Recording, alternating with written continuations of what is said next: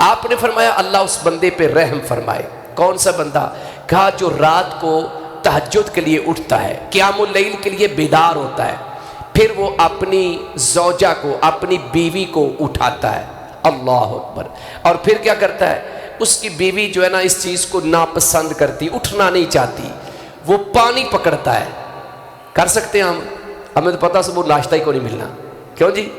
تو پانی پکڑ کے اس کے چہرے کے اوپر چھینٹے مارتا ہے، کیونکہ جب پانی کے چھینٹے آنکھوں میں پڑیں گے تو ایٹومیٹکلی آنکھ کھل جائے گی، نیند جو ہے نا وہ پھر غالب نہیں آئے گی۔ جیسے ہم اٹھ کے وضو کرتے ہیں نا تو فوراً، وہ بخاری کی روایت ہے نا کہ جب بندہ سوتا ہے تو شیطان اس کے بالوں پہ گرے لگاتا ہے، ایک گرہ لگاتا ہے، پھر دوسری لگاتا ہے، پھر تیسری لگاتا ہے۔ تو جو بندہ صبح اٹھتا ہے فجر سے پہلے، اور پھر جب اٹھ کے وہ اٹھنے کی دعا پڑھتا ہے تو ایک گرہ کھل جاتی ہے، پھر جب وہ وضو کرتا ہے تو دوسری گرہ بھی کھل جاتی ہے، پھر جب وہ نماز کے لیے کھڑا ہوتا ہے تو تیسری گرہ بھی کھل جاتی ہے۔ اس طرح وہ شیطانی اثرات سے بچ جاتا ہے۔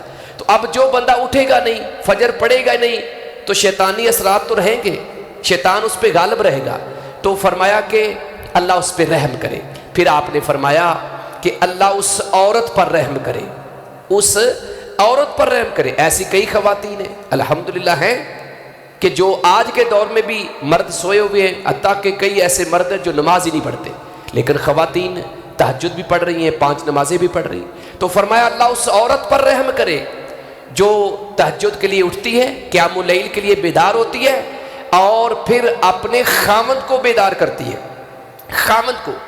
اور اگر اس کا خامد اس بات کو ناپسند کرے، یعنی اٹھنا پسند نہ کرے، تو وہ پانی لے کر اس کے چہرے کے اوپر چھینٹے مارتی ہے۔ اللہ اس عورت پہ رحم کرے۔